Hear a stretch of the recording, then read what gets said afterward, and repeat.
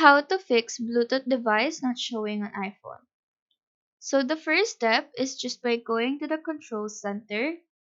Here you would want to turn on and off airplane mode as this refreshes the network of the phone. Another thing you can try is going to settings, proceed to Bluetooth, then turn it off and on again, which has the same idea as the airplane mode method. Now, if this still doesn't work, the next thing you can do is still in settings. So go to screen time. If you have it off, you have nothing to worry about. But if it's on, tap on content and privacy restriction and then toggle it off. Now, if this still doesn't solve it, you can check for updates by searching and going to software updates in the settings application. Then your last resort will be restarting your phone.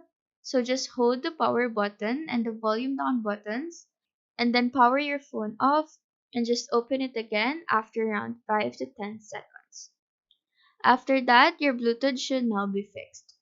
So that is how to fix Bluetooth device not showing on iPhone. Do let us know if this video helped you out, and if you have any questions, feel free to drop them down below. Thank you for watching and have a nice day.